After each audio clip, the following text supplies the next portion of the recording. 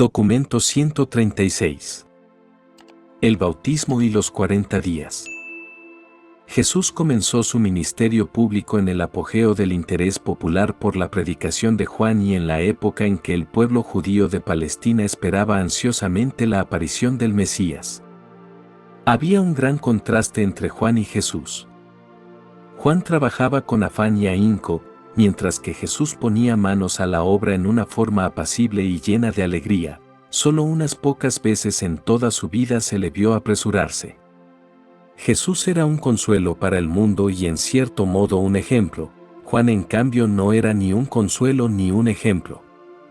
Él predicaba el reino de los cielos pero no mencionaba mucho de su felicidad.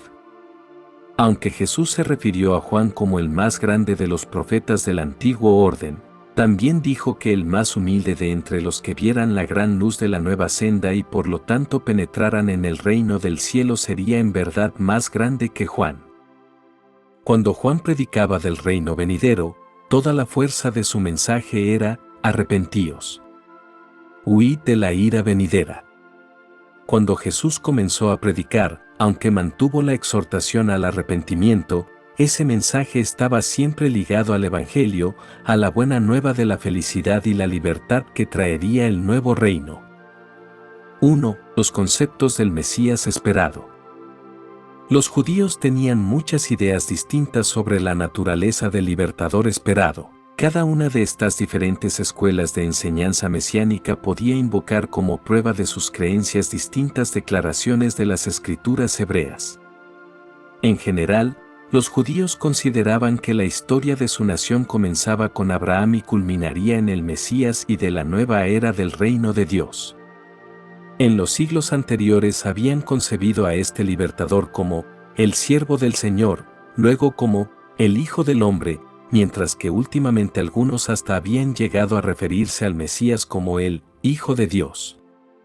Pero, bien sea que se le llamara la simiente de Abraham o el Hijo de David, todos estaban de acuerdo en que había de ser el Mesías, el ungido. Así pues evolucionó el concepto a partir de siervo del Señor a Hijo de David, Hijo del Hombre Hijo de Dios. En los tiempos de Juan y Jesús, los judíos más cultos habían desarrollado una idea del Mesías venidero como el israelita perfeccionado y representativo, el que reuniría en sí mismo como siervo del Señor el triple cargo de profeta, sacerdote y rey. Los judíos creían devotamente que, tal como Moisés había liberado a sus antepasados de la esclavitud egipcia mediante hazañas milagrosas, así liberaría el Mesías venidero al pueblo judío de la dominación romana mediante prodigios aún más milagrosos y hazañas de triunfo racial. Los rabinos habían reunido casi 500 citas de las Escrituras que, a pesar de sus contradicciones aparentes, según ellos eran profecías del advenimiento del Mesías. En medio de todos estos detalles de tiempo, técnica y función, perdieron de vista casi por completo la personalidad del Mesías prometido. Anhelaban el restablecimiento de la gloria nacional judía, la exaltación temporal de Israel, en vez de anhelar la salvación del mundo. Es evidente por lo tanto que Jesús de Nazaret no hubiera podido satisfacer jamás este concepto mesiánico materialista de la mente judía. Si hubieran sabido ver estas predicciones supuestamente mesiánicas bajo una luz diferente, estos pronunciamientos proféticos les habrían preparado la mente en forma muy natural para el reconocimiento de Jesús como aquel que cerraba una era para inaugurar una nueva y mejor dispensación de misericordia y salvación para todas las naciones. Los judíos habían sido criados con la creencia en la doctrina de la Shequina. Pero este supuesto símbolo de la presencia divina no se veía en el templo. Creían que la venida del Mesías efectuaría su restauración. Tenían ideas confusas sobre el pecado racial y la supuesta naturaleza malvada del hombre. Algunos enseñaban que el pecado de Adán había sido causa de la maldición de la raza humana y que el Mesías levantaría esa maldición y restituiría el favor divino al hombre. Otros enseñaban que Dios, al crear al hombre, había combinado en él naturalezas buenas y malas, que cuando observó el resultado de esta creación, fue grande su desilusión, y que se arrepintió de haber creado así al hombre. Y los que así enseñaban creían que el Mesías vendría para redimir al hombre de esta inherente naturaleza malvada. La mayoría de los judíos creía que ellos seguían languideciendo bajo el poder romano debido a sus pecados colectivos y a la frialdad de los prosélitos gentiles. La nación judía no se había arrepentido de todo corazón, por eso el Mesías retrasó su advenimiento. Mucho se hablaba de arrepentimiento, eso explica la atracción poderosa e inmediata de la predicación de Juan: arrepentíos y sed bautizados porque el reino del cielo se acerca. Y el reino del cielo no tenía sino un solo significado para todo judío devoto: la venida del Mesías. Había un rasgo del autootorgamiento de Micael que era completamente ajeno al concepto judío del Mesías, y este era la unión de las dos naturalezas, la humana y la divina.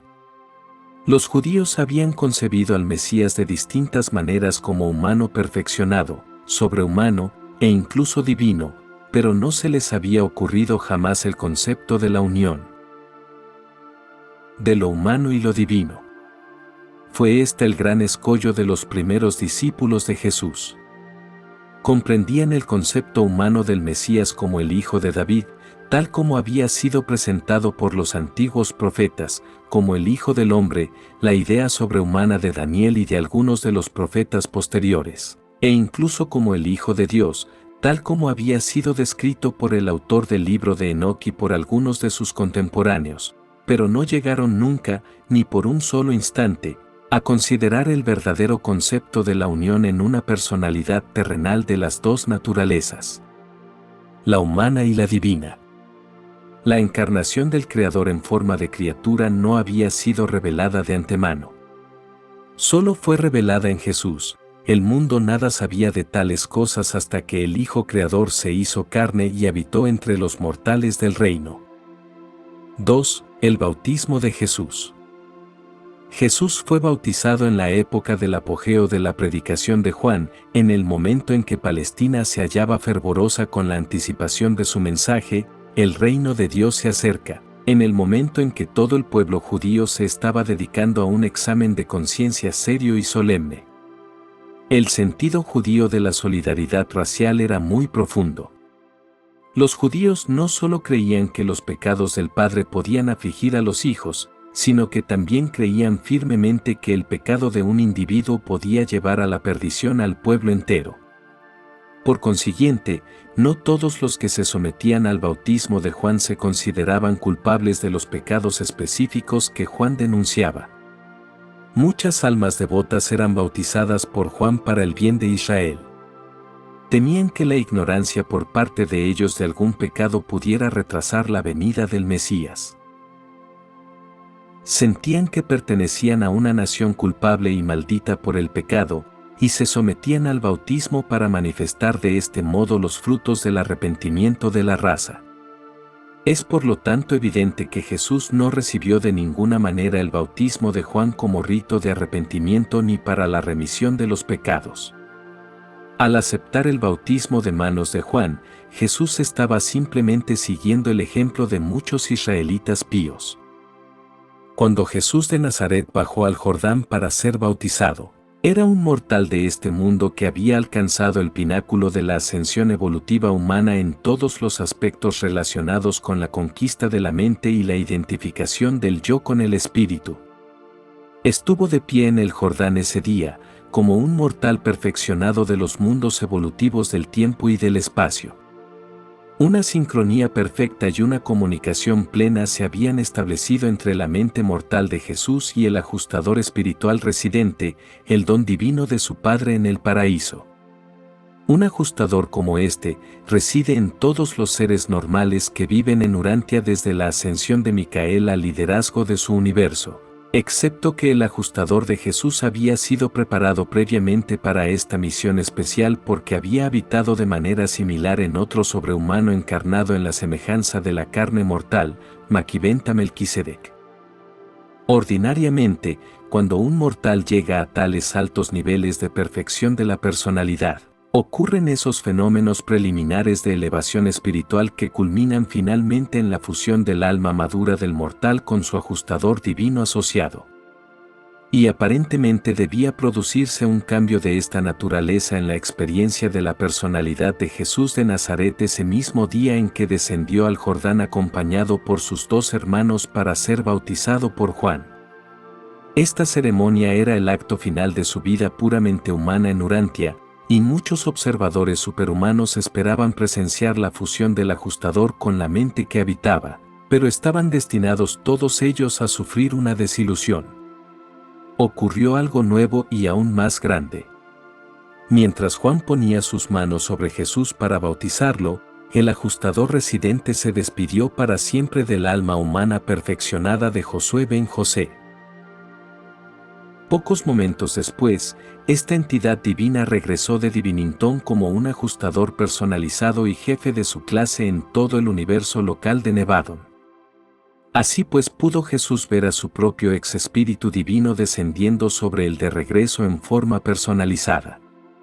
Y oyó ahora a este mismo espíritu de origen del paraíso hablar y decir: «Este es mi Hijo amado en quien tengo complacencia». Juan y los 2 hermanos de Jesús también oyeron estas palabras. Los discípulos de Juan, que estaban a la orilla del río, no oyeron estas palabras ni vieron la aparición del ajustador personalizado.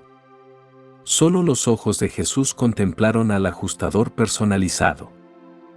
Cuando así hubo hablado el ajustador personalizado, regresado y ahora exaltado, todo fue silencio. Y mientras los 4 permanecían de pie en el agua, Jesús, volviendo la mirada hacia arriba, al ajustador que se encontraba cerca, oró de este modo: «Padre mío que reinas en el cielo, santificado sea tu nombre. Venga tu reino. Que se haga tu voluntad en la tierra, así como se hace en el cielo». Cuando hubo orado, se abrieron los cielos, y el Hijo del Hombre vio la visión, presentada por el ajustador ahora personalizado, de sí mismo como Hijo de Dios tal como era antes de venir a la tierra en semejanza de la carne mortal, y como volvería a ser cuando terminara su vida encarnada. Esta visión celestial fue solamente para los ojos de Jesús. Fue la voz del ajustador personalizado la que Juan y Jesús oyeron, hablando en nombre del Padre Universal, porque el ajustador es del Padre y como el Padre del paraíso. Por el resto de la vida terrenal de Jesús estuvo este ajustador personalizado asociado con él en todas sus obras. Jesús estuvo en constante comunión con este ajustador exaltado. Cuando Jesús fue bautizado no se arrepintió de error alguno, no hizo confesión alguna de pecados. Su bautismo fue su consagración al cumplimiento de la voluntad del Padre Celestial. Durante su bautismo oyó el inequívoco llamado de su Padre, el mandato final de que se ocupara de los asuntos de su Padre, y se retiró a solas durante 40 días para discurrir estos múltiples problemas. Al retirarse así por una temporada del contacto personal activo con sus asociados terrenales, Jesús, tal como era, y al estar en Urantia, estaba siguiendo el mismo procedimiento que se observa en los mundos morontiales cuando quiera que un alma ascendente se fusiona con la presencia interior del Padre Universal. Este día de bautismo llevó a su término la vida puramente humana de Jesús.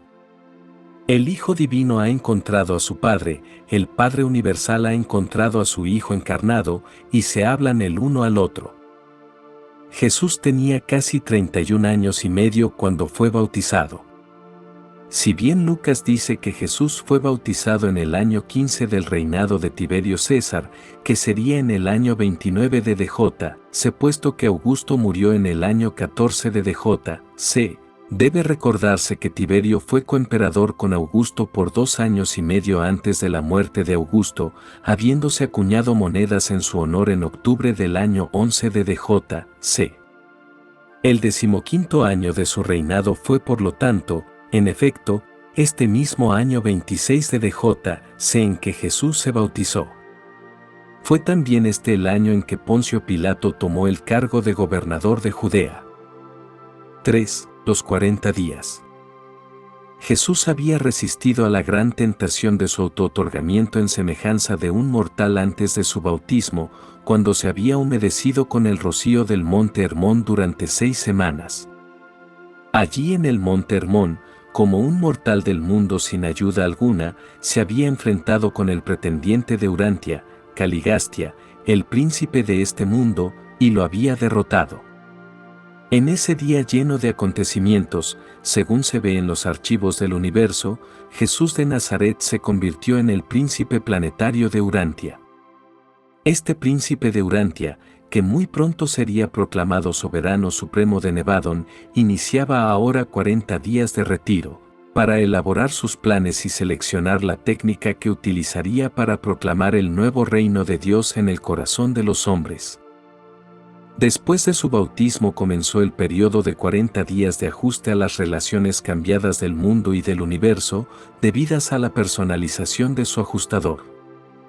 Durante este periodo de aislamiento en las colinas de Perea, Jesús determinó el criterio que emplearía y los métodos que aplicaría en la nueva y cambiada fase de la vida terrenal que estaba por inaugurar. El retiro de Jesús no fue motivado por el propósito de ayunar ni tampoco para la aflicción de su alma. No era una seta, y había venido para destruir para siempre esas ideas sobre cómo acercarse a Dios.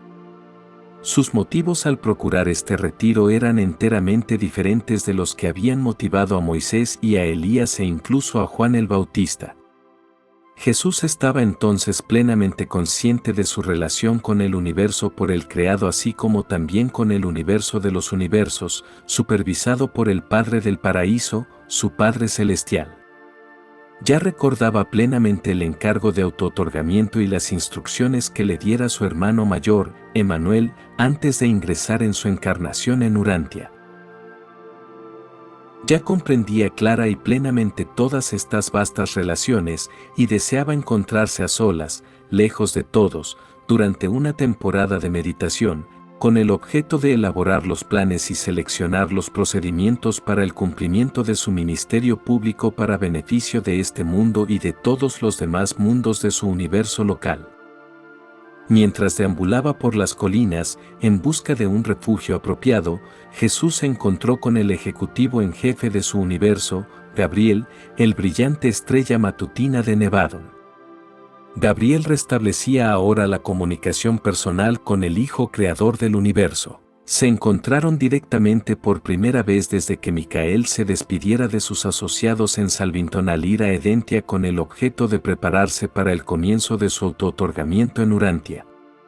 Gabriel, siguiendo las instrucciones de Emanuel y autorizado por los ancianos de los días de Ubersa, puso ante Jesús la información que indicaba que la experiencia de su autootorgamiento en Urantia estaba prácticamente terminada en cuanto a alcanzar la soberanía perfeccionada de su universo y la terminación de la rebelión de Lucifer. Lo primero ocurrió el día de su bautismo, cuando la personalización de su ajustador demostró la perfección y plenitud de su autootorgamiento en la semejanza de la carne mortal, y lo último fue el hecho histórico ese día en que descendió del monte Hermón para reunirse con el joven Tiglat que lo esperaba. Ahora recibía Jesús la noticia, proveniente de la más alta autoridad del universo local y del superuniverso, de que su obra autootorgadora había terminado en lo que se refería a su estado personal en relación con la soberanía y la rebelión. Ya había recibido esta garantía directamente del paraíso en su visión bautismal y en el fenómeno de la personalización de su ajustador del pensamiento residente. Mientras estaba en la montaña conversando con Gabriel, el padre de la constelación de Edentia apareció en persona ante Jesús y Gabriel y dijo: «Los antecedentes están completos. La soberanía de Micael 611.121 sobre su universo de Nevadon se entroniza por completo a la diestra del Padre Universal. Yo te traigo de Emanuel, tu hermano y patrocinador de tu encarnación en Urantia, la exoneración del autootorgamiento. Ahora o en cualquier momento subsiguiente, en la forma que tú selecciones, podrás dar por terminada la encarnación autootorgadora, ascender a la diestra de tu Padre, recibir tu soberanía, y tomar tu bien ganado gobierno incondicional de todo Nevadon. También doy fe de que se han completado, por autorización de los ancianos de los días, los expedientes del superuniverso, relativos a la terminación de rebeliones pecaminosas en tu universo y que se te ha otorgado autoridad plena e ilimitada para enfrentarte con todas y cada una de tales posibles sublevaciones en el futuro. Tu obra en Urantia y en la carne de la criatura mortal está formalmente terminada. De ahora en adelante, lo que hagas dependerá de tu propia elección. Cuando el Altísimo Padre de Edentia se hubo despedido, Jesús departió largo rato con Gabriel sobre el bienestar del universo y, al enviar a Emmanuel saludos, reiteró su promesa de que siempre recordaría, en la obra que estaba por emprender en Urantia, los consejos recibidos en Salvington antes del comienzo del auto-otorgamiento. Durante estos 40 días de aislamiento, Santiago y Juan, los hijos de Zebedeo, estaban atareados buscando a Jesús. Muchas veces estuvieron a poca distancia de su morada, pero nunca lo pudieron hallar. 4. Los planes para el ministerio público. Día tras día, allí en las colinas, Jesús elaboraba planes para el resto de su auto-otorgamiento en Urantia. Primero pensó Jesús que no enseñaría contemporáneamente con Juan. Decidió permanecer en relativo retiro hasta que la obra de Juan cumpliese su propósito, o bien hasta que ésta fuera interrumpida en forma súbita por su encarcelación. Bien sabía Jesús que la forma temeraria e imprudente de predicar de Juan suscitaría pronto el temor y la enemistad de los gobernantes civiles. En vista de la situación precaria de Juan, Jesús se dedicó a planear definidamente su programa de esfuerzos públicos para el bien de su pueblo, del mundo y para el bien de todos los mundos habitados de su vasto universo. El auto-otorgamiento de Micael en la semejanza de un ser mortal fue en Urantia, pero para todos los mundos de Nevadon. Lo primero que hizo Jesús, después de elaborar completamente el plan general para la coordinación de su programa con el movimiento de Juan, fue repasar mentalmente las instrucciones de Emmanuel. Reflexionó profundamente sobre los consejos de su hermano mayor relativos a los métodos de trabajo y la exhortación de que no dejara escritos permanentes en el planeta. De allí en adelante, Jesús nunca volvió a escribir sino sobre arena. En su visita subsiguiente a Nazaret, con gran pena de su hermano José, Jesús destruyó todos los escritos suyos que se conservaban en las tablillas del taller de carpintería y colgadas en las paredes de la vieja casa. Mucho discurrió Jesús en los consejos de Emmanuel relativos a su actitud hacia el mundo en el campo económico, social y político tal como lo encontraría por esa época.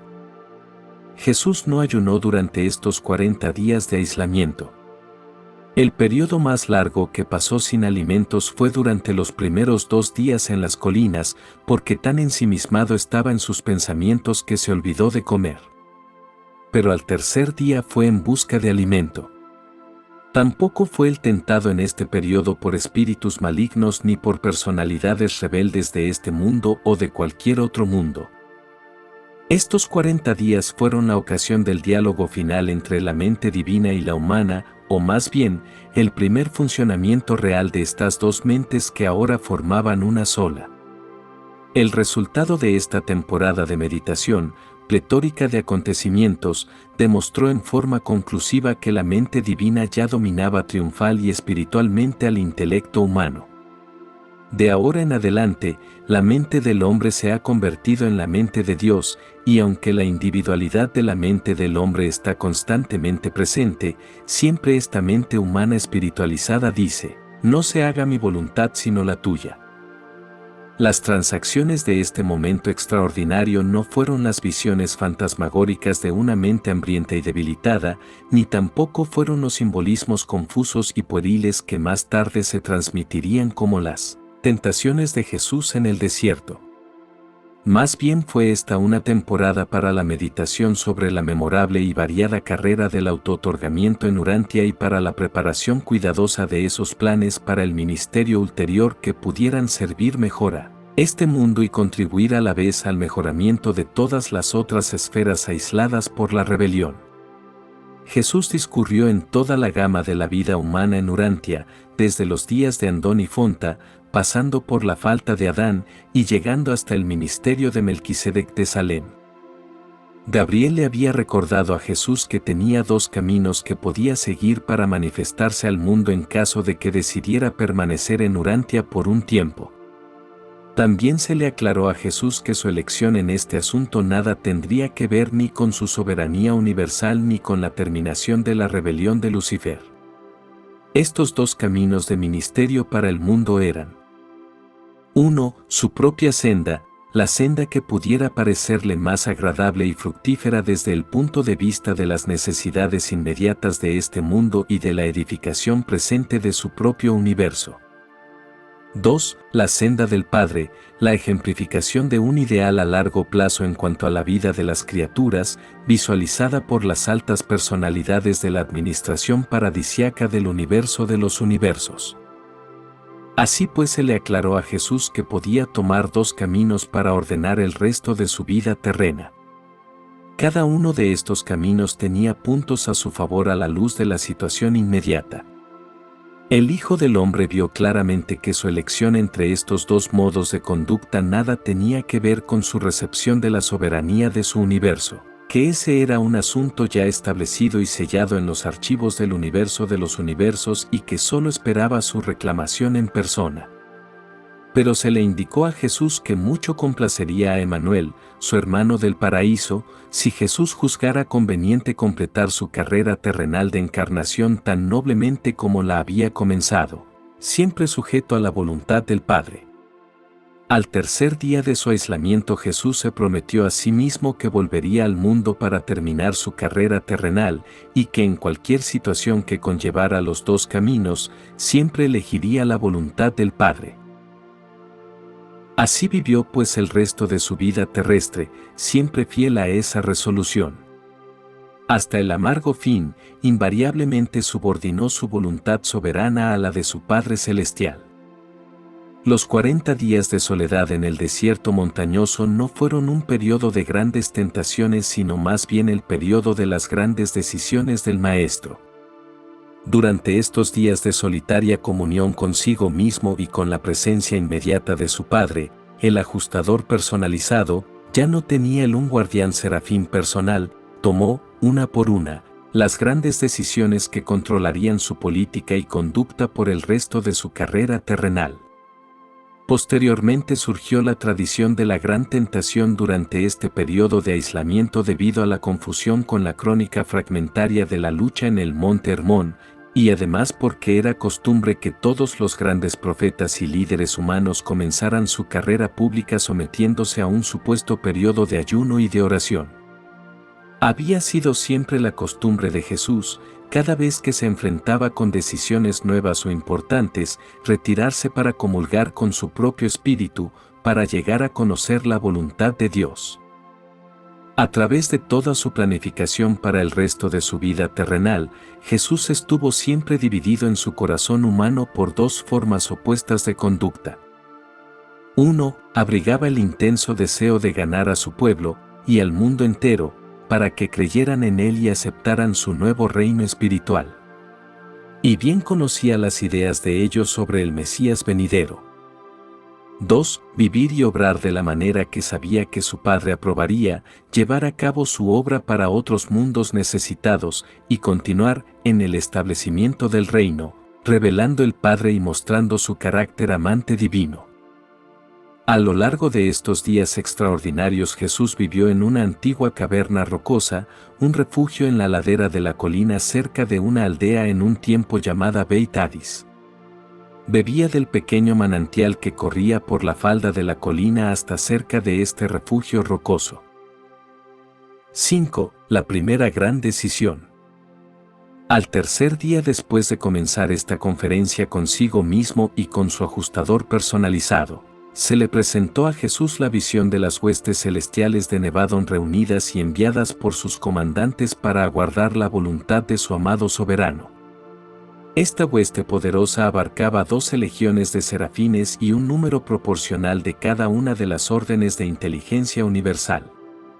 La primera gran decisión de Jesús en su retiro consistió en determinar si haría uso o no de estas personalidades poderosas en relación con el próximo programa de su obra pública en Urantia. Jesús decidió que no utilizaría ni una sola personalidad de esta vasta asamblea a menos que resultara evidente que el uso era la voluntad de su Padre. A pesar de esta decisión general, estas vastas huestes permanecieron con él por el resto de su vida terrenal, siempre listas para obedecer la menor expresión de la voluntad de su soberano. Aunque Jesús no contemplaba constantemente con sus ojos humanos a estas personalidades asistentes, su ajustador personalizado asociado las veía constantemente y podía comunicarse con ellas en todo momento. Antes de descender de su retiro de 40 días en las montañas, Jesús asignó el mando inmediato de estas huestes de personalidades universales asistentes a su ajustador recientemente personalizado, y por más de 4 años, medidos en tiempo de Urantia, estas personalidades seleccionadas de todas las divisiones de las inteligencias universales, obediente y respetuosamente funcionaron bajo la prudente dirección de este exaltado y experto monitor misterioso personalizado. Al asumir el mando de esta poderosa asamblea, el ajustador, siendo a la vez parte y esencia del Padre del Paraíso, aseguró a Jesús que estas agencias sobrehumanas no serían permitidas servirle, manifestarse o actuar en favor de su carrera terrenal, a menos que ocurriese que dicha intervención fuera la voluntad del Padre.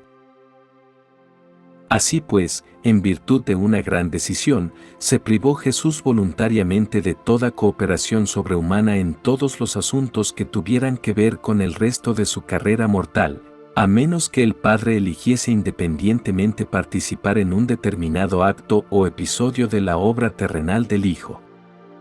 Al aceptar el mando de las huestes universales que servían a Cristo Micael, el ajustador personalizado insistió en señalar a Jesús que, si bien sería posible limitar en el espacio las actividades de esa asamblea de criaturas universales mediante la autoridad delegada de su Creador, tales limitaciones no se aplicaban en relación con su función en el tiempo. Esta limitación se debía al hecho de que los ajustadores, una vez que han sido personalizados, son seres sin tiempo. Por consiguiente, se le advirtió a Jesús que, aunque el control del ajustador sobre las inteligencias vivas colocadas bajo su mando sería completo y perfecto en todos los asuntos relacionados con el espacio, no podrían imponerse tales limitaciones perfectas en los asuntos relacionados con el tiempo.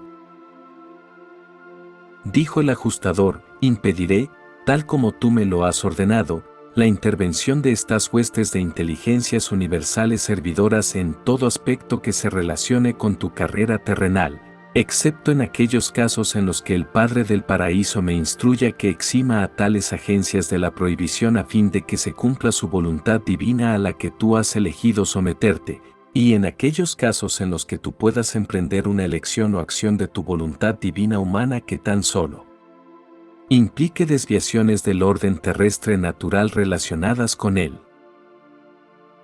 Tiempo. En todos los eventos de esta índole, soy impotente, y tus criaturas aquí reunidas en perfección y unidad de poder son del mismo modo impotentes. Si tus naturalezas unidas abrigan en algún momento tales deseos, estos mandatos de tu elección serán inmediatamente ejecutados. Tu deseo en todos esos asuntos constituirá la condensación del tiempo, y la cosa proyectada es existente. Bajo mi autoridad esto constituye la limitación más plena posible que puede imponerse a tu soberanía potencial. En mi autoconciencia, el tiempo es no existente, por lo tanto no puedo limitar a tus criaturas en ningún asunto relacionado con el tiempo. Así llegó Jesús a enterarse de cómo se manifestaría su decisión de seguir viviendo como hombre entre los hombres. En virtud de una única decisión había él excluido a todas sus huestes asistentes universales de variadas inteligencias de la participación en su próximo ministerio público, excepto en asuntos relacionados exclusivamente con el tiempo. Se hace pues evidente que todo posible acompañamiento sobrenatural o supuestamente sobrehumano del ministerio de Jesús pertenecería exclusivamente a la eliminación del tiempo, a menos que el Padre Celestial dictaminara específicamente lo contrario. Ningún milagro, ministerio de misericordia, ni ningún otro evento posible que ocurriera en relación con lo que quedaba por hacer de la obra terrenal de Jesús podía ser de la naturaleza o carácter de una acción que trascendiera las leyes naturales establecidas y regularmente funcionales en los asuntos del hombre en su vida en Urantia, excepto en este asunto expresamente definido del tiempo. Por supuesto, ningún límite podía ser impuesto a las manifestaciones de la voluntad del Padre.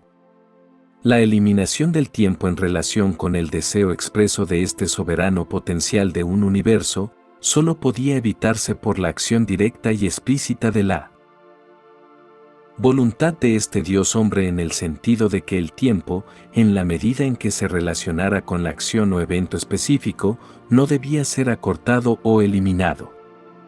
A fin de prevenir la ocurrencia de milagros temporales aparentes, fue menester que Jesús permaneciera constantemente consciente del tiempo. Un lapso suyo de la conciencia del tiempo, en conexión con la consideración de un deseo definido, era equivalente al efectuar la cosa concebida en la mente de este Hijo Creador, sin la intervención del tiempo. Gracias al control supervisor de su ajustador asociado y personalizado, era posible para Micael limitar perfectamente sus actividades personales en la tierra en lo que se refería al espacio, pero no era posible para el Hijo del Hombre limitar de la misma manera su nueva situación en la tierra como soberano potencial de Nevadón en lo que se refería al tiempo. Y este era el estado real de Jesús de Nazaret cuando salió para comenzar su ministerio público en Urantia. 6. La segunda decisión. Habiendo aclarado su línea de conducta en relación con todas las personalidades de todas las clases de las inteligencias por él creadas, hasta donde se la pudiera determinar en vista del potencial inherente a su nuevo estado de divinidad, Jesús dirigió sus pensamientos sobre sí mismo. Que podía él, ahora plenamente consciente de que era el creador de todas las cosas y de todos los seres existentes de este universo, hacer con estas prerrogativas creadoras en las situaciones recurrentes de la vida con que se enfrentaría inmediatamente al regresar a Galilea para reanudar su obra entre los hombres? En efecto, ya, allí mismo donde se hallaba en estas colinas solitarias, se le había presentado a la fuerza este problema en cuanto a conseguir comida. Al tercer día de sus meditaciones solitarias, el cuerpo humano sintió hambre. ¿Debía acaso ir en busca de alimento como cualquier común mortal, o bien ejercer simplemente sus poderes normales creadores y producir allí donde se encontraba alimento apropiado para nutrir su cuerpo? Esta gran decisión del Maestro os ha sido descrita como una tentación, como un reto de supuestos enemigos, desafiándolo a que mandara que estas piedras se convirtieran en panes. Así pues estableció Jesús otra línea de conducta uniforme para el resto de su obra terrenal. En lo que se referiría a sus necesidades personales y en general, aun en sus relaciones con otras personalidades, eligió deliberadamente, en ese momento, seguir la senda de la existencia terrenal normal. Se decidió firmemente en contra de una línea de conducta que trascendiera, violara o alterara las leyes naturales por él establecidas. Pero no podía prometerse a sí mismo, tal como ya le había advertido su ajustador personalizado, que estas leyes naturales no pudieran, bajo ciertas circunstancias concebibles, resultar considerablemente aceleradas. En principio, Jesús decidió que la obra de su vida se organizaría y procedería en conformidad con la ley natural y en armonía con la organización social existente. El Maestro eligió por ende un programa de vida que equivalía a una decisión en contra de milagros y prodigios.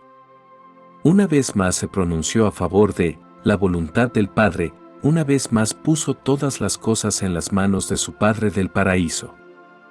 La naturaleza humana de Jesús dictaminaba que el primer deber era la autopreservación. Esa es la actitud normal del hombre natural en los mundos del tiempo y del espacio, y es, por consiguiente, una reacción legítima de un mortal de Urantia.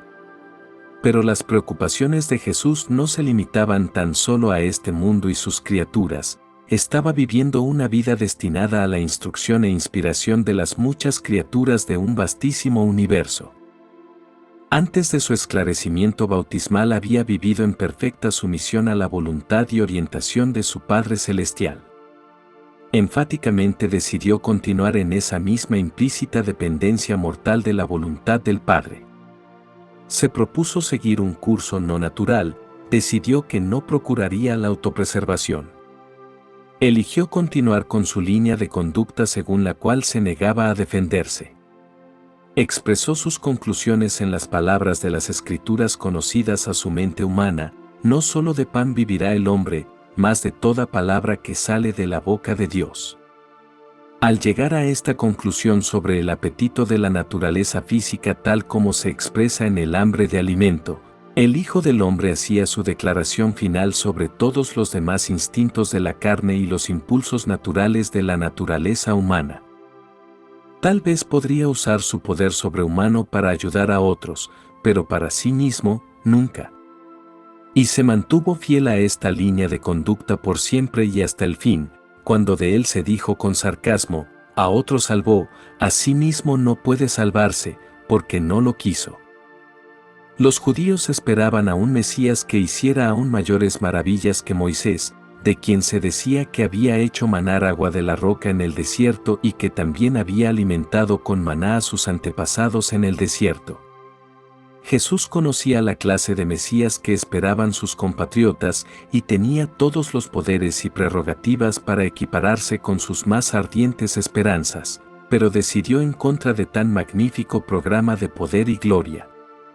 Jesús consideraba semejante curso de acciones milagrosas esperadas como un retroceso a los tiempos antiguos de magia ignorante y a las prácticas depravadas de los hechiceros salvajes.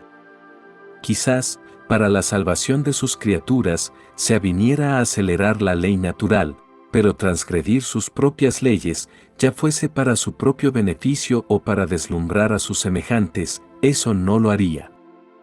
Y la decisión del Maestro fue final. Jesús se condolía de su pueblo, entendía plenamente cómo habían sido conducidos a esperar al Mesías venidero, cuando la tierra producirá 10,000 veces más frutos, y una vid tendrá 1000 pámpanos, y cada pámpano producirá 1000 racimos, y cada racimo producirá 1000 uvas, y cada uva producirá un barril de vino. Los judíos creían que el Mesías inauguraría una era de milagrosa abundancia.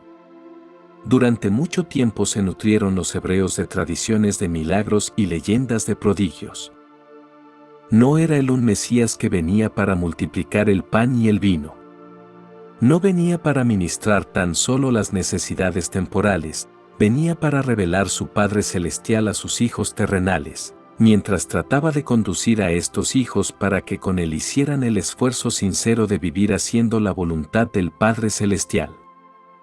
Con esta decisión, Jesús de Nazaret demostraba para un universo espectador cuán tonto y pecaminoso es prostituir los talentos divinos y la capacidad dada por Dios para el engrandecimiento personal o para beneficio y gloria puramente egoístas.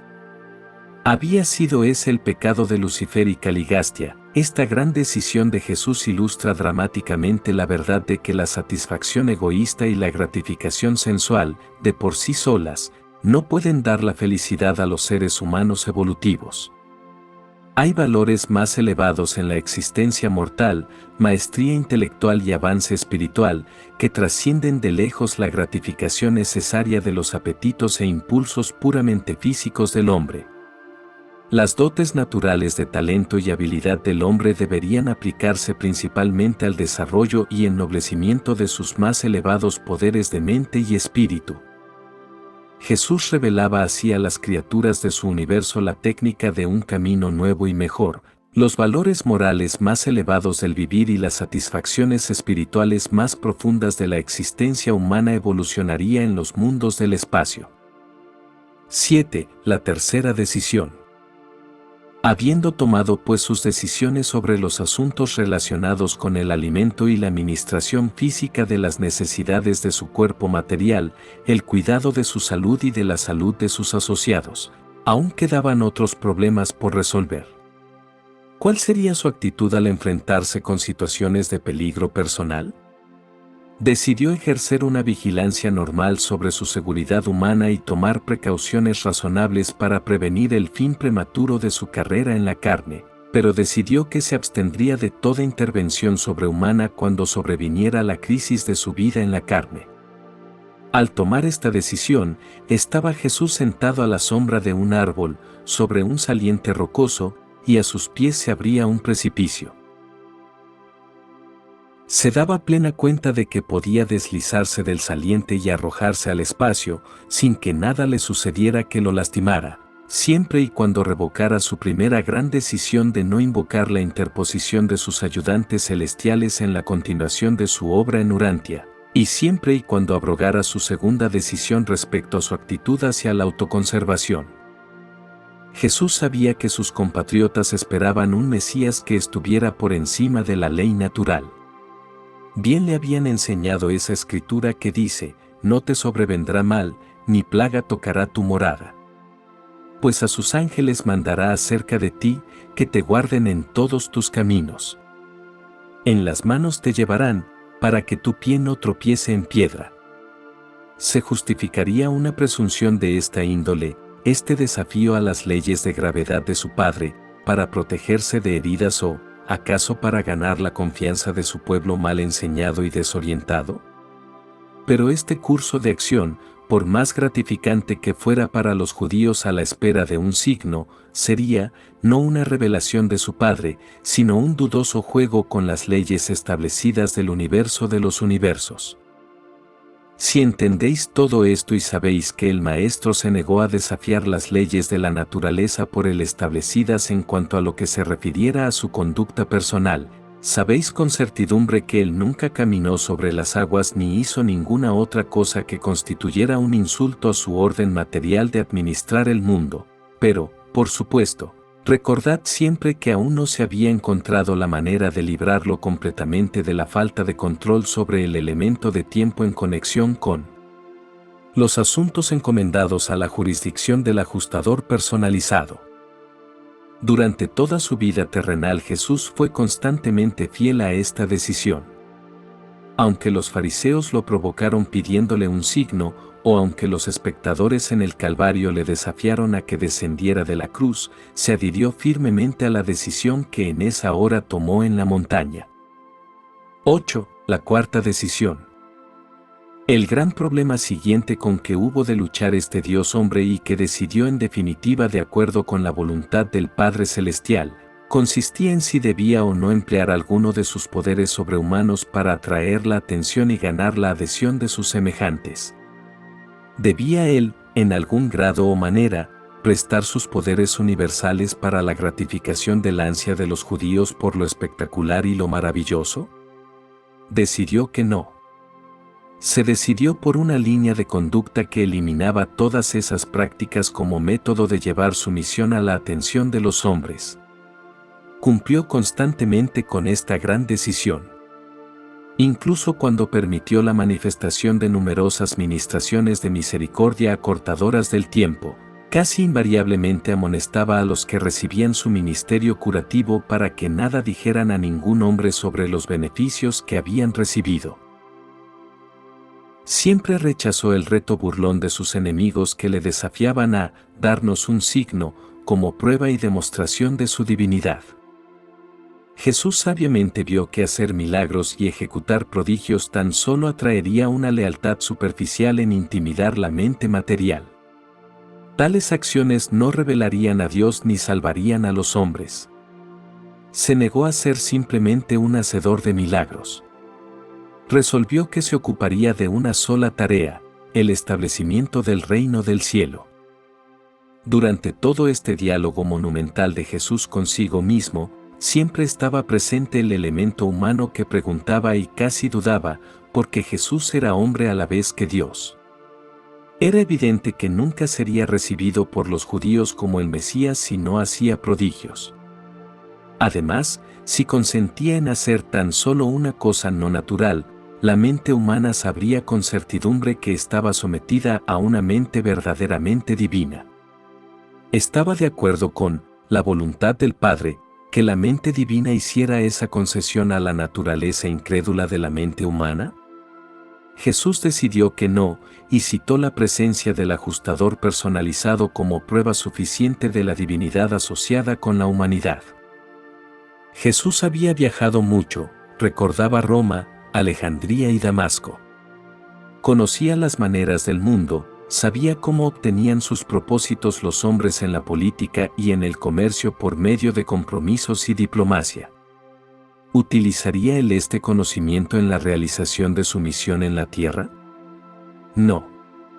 También decidió contra todo compromiso con la sabiduría del mundo y la influencia de las riquezas en el establecimiento del reino. Nuevamente, eligió depender exclusivamente de la voluntad del Padre. Jesús tenía plena conciencia de los atajos que se abrían para una personalidad con sus poderes. Conocía muchas maneras de atraer inmediatamente la atención de la nación y del mundo entero sobre su persona. Pronto se celebraría la Pascua en Jerusalén, la ciudad estaría llena de visitantes. Podía ascender al pináculo del templo y ante las multitudes asombradas andar en el aire. Ese era el tipo de Mesías que la gente esperaba. Pero después los desilusionaría puesto que no había venido para volver a establecer el trono de David. Y conocía la futilidad del método de Caligastia de tratar de adelantarse al modo natural, lento y seguro de cumplir el propósito divino. Nuevamente se sometió el Hijo del Hombre obedientemente a los procedimientos del Padre, a la voluntad del Padre. Jesús eligió establecer el reino del cielo en el corazón de la humanidad por métodos naturales, comunes, difíciles y esforzados, los mismos procedimientos que tendrían que seguir en el futuro sus hijos terrenales para ampliar y expandir ese reino celestial. Porque bien sabía el Hijo del Hombre que sería, a través de muchas tribulaciones, que muchos de los hijos de todas las edades entrarían en el reino. Jesús estaba pasando ahora por la gran prueba del hombre civilizado, la de tener el poder y negarse continua y firmemente a utilizarlo para fines puramente egoístas o personales. En vuestra consideración de la vida y experiencia del Hijo del Hombre, deberíais tener siempre presente el hecho de que el Hijo de Dios estaba encarnado en la mente de un ser humano del siglo I, no en la mente de un mortal del siglo XX ni de otro siglo. Con esto deseamos transmitiros la idea de que las dotes humanas de Jesús eran de adquisición natural. Él era el producto de factores hereditarios y ambientales de su época, sumados a la influencia de su crianza y educación. Su humanidad era genuina, natural, plenamente derivada y nutrida por los antecedentes de la condición intelectual real y de las condiciones económicas y sociales de ese día y de esa generación. Aunque en la experiencia de este Dios hombre siempre existía la posibilidad de que la mente divina trascendiera el intelecto humano, sin embargo, siempre que funcionaba su mente humana, lo hacía como un auténticamente mortal lo haría bajo las condiciones del ambiente humano de esa época. Jesús ilustró para todos los mundos de su vasto universo la tontería de crear situaciones artificiales con el propósito de exhibir una autoridad arbitraria o de permitirse un poder excepcional para perfeccionarlos, valores morales o acelerar el progreso espiritual. Jesús decidió que no prestaría su misión en la tierra a una repetición de la desilusión del reinado de los macabeos. Se negó a prostituir sus atributos divinos para adquirir una popularidad no merecida o para ganar prestigio político. No consentiría a la transmutación de la energía divina y creadora en poder nacional o en prestigio internacional. Jesús de Nazaret se negó a hacer compromisos con el mal, mucho menos a asociarse con el pecado. El Maestro colocó triunfalmente la fidelidad a la voluntad de su Padre por encima de toda otra consideración terrena y temporal. 9. La quinta decisión. Habiendo establecido el criterio sobre lo que se refería a sus relaciones individuales con la ley natural y con el poder espiritual, dirigió su atención a la elección de los métodos que emplearía para proclamar y establecer el reino de Dios. Juan ya había comenzado este trabajo. ¿Cómo podría continuar el mensaje? ¿Cómo podría él seguir con la misión de Juan? ¿Cómo debería organizar a sus seguidores para que el esfuerzo resultara eficaz y la cooperación inteligente? Jesús ya estaba llegando a la decisión final que le prohibiría seguir considerándose el Mesías judío, por lo menos el Mesías tal como lo concebía la mente común de esa época. Los judíos imaginaban un libertador que llegaría investido de poder milagroso para derribar a los enemigos de Israel y establecer a los judíos como gobernantes del mundo, libres de necesidades y opresión. Jesús sabía que esta esperanza no se materializaría jamás. Sabía que el reino del cielo tenía que ver con el derrocamiento del mal en el corazón de los hombres y que era un asunto de interés puramente espiritual.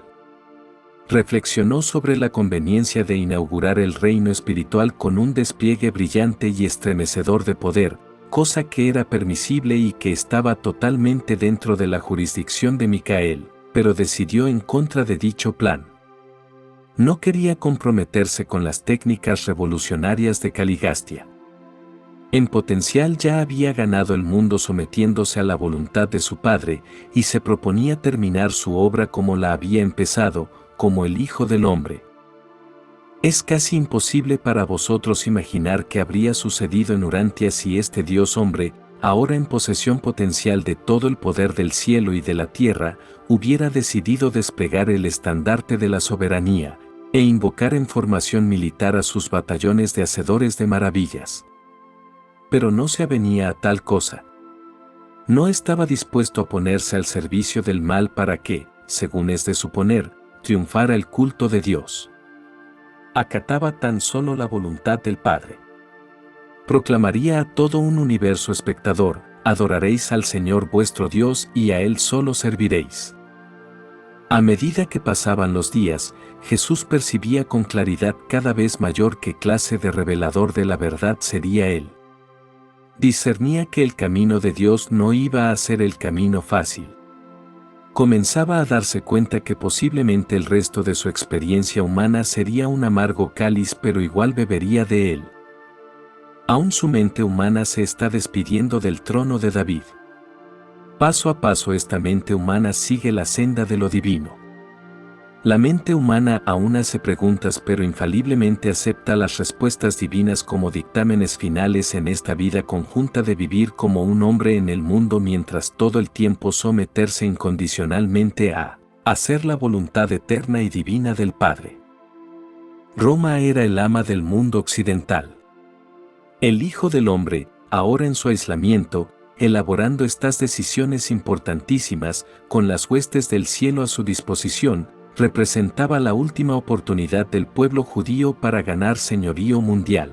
Pero este judío que había nacido en la tierra, dotado de tan extraordinaria sabiduría y poder, se negó a usar sus dotes universales tanto para su propio engrandecimiento como para la entronización de su pueblo. Él veía, por decirlo así, los reinos de este mundo, y poseía el poder para apoderarse de ellos. Los altísimos de Edentia le habían entregado estos poderes en las manos, pero no los quería. Los reinos de la tierra eran cosas mezquinas, indignas del interés del Creador y gobernante de un universo.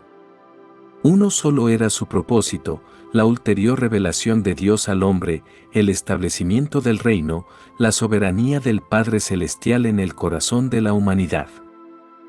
La idea de batalla, contienda y matanza repugnaba a Jesús, nada de eso quería él. Aparecería en la tierra como el príncipe de paz para revelar al Dios del amor. Antes de su bautismo, había rechazado nuevamente una oferta de los celotes para encabezar su rebelión contra los opresores romanos. Ahora pues tomaba su decisión final sobre las escrituras que su madre le había enseñado, que decían entre otras cosas: el Señor me ha dicho, mi hijo eres tú, yo te engendré hoy. Pídeme, y te daré por herencia los paganos y como posesión tuya las partes más remotas de la tierra. Los quebrantarás con una vara de hierro, como vasija de alfarero los despedazarás.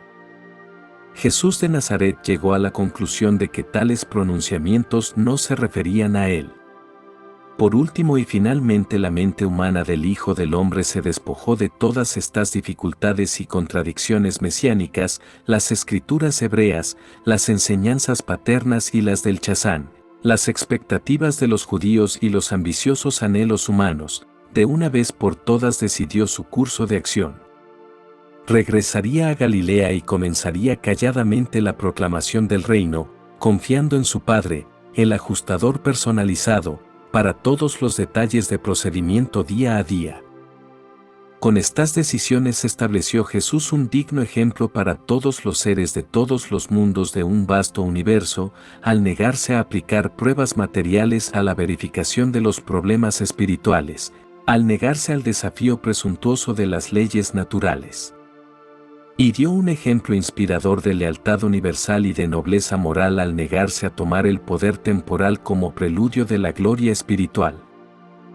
Si el Hijo del Hombre abrigaba alguna duda respecto de su misión y de la naturaleza de ésta al ascender la montaña después de su bautismo, ya no le cabía duda alguna al descender al seno de sus semejantes después de los 40 días de aislamiento y de decisiones.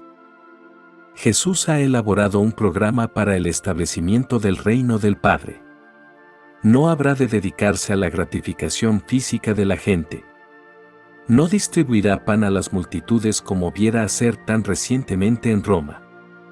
No atraerá la atención haciendo prodigios, a pesar de que los judíos esperan a un libertador de precisamente esta índole. Tampoco intentará ganar la aceptación de un mensaje espiritual mediante una exhibición de autoridad política o de poder temporal. Al rechazar estos métodos de embellecimiento del reino venidero ante los ojos esperanzados de los judíos, Jesús se aseguró de que estos mismos judíos rechazaran certera y finalmente su derecho a la autoridad y la divinidad. Conociendo todo esto, Jesús durante mucho tiempo trató de evitar que sus primeros seguidores se refirieran a él con el nombre de Mesías. A través de su entero ministerio público hubo de enfrentarse constantemente con la necesidad de tratar con tres situaciones recurrentes: el clamor de los hambrientos, la insistente demanda de milagros, y la solicitud final de los que lo seguían que les permitieran coronarlo rey. Pero Jesús no se apartó jamás de las decisiones que tomó durante estos días de aislamiento en las colinas de Perea. 10. La sexta decisión. El último día de este memorable retiro, antes de comenzar el descenso del monte para reunirse con Juan y sus discípulos, el Hijo del Hombre tomó su decisión final. Así, con estas palabras comunicó esta decisión al ajustador personalizado, y en todos los demás asuntos, así como en estas decisiones ya registradas, te prometo que me someteré a la voluntad de mi Padre. Cuando así hubo hablado comenzó el descenso de la montaña. Y su faz resplandecía con la gloria de la victoria espiritual y del triunfo moral. Gracias por escucha Urantia.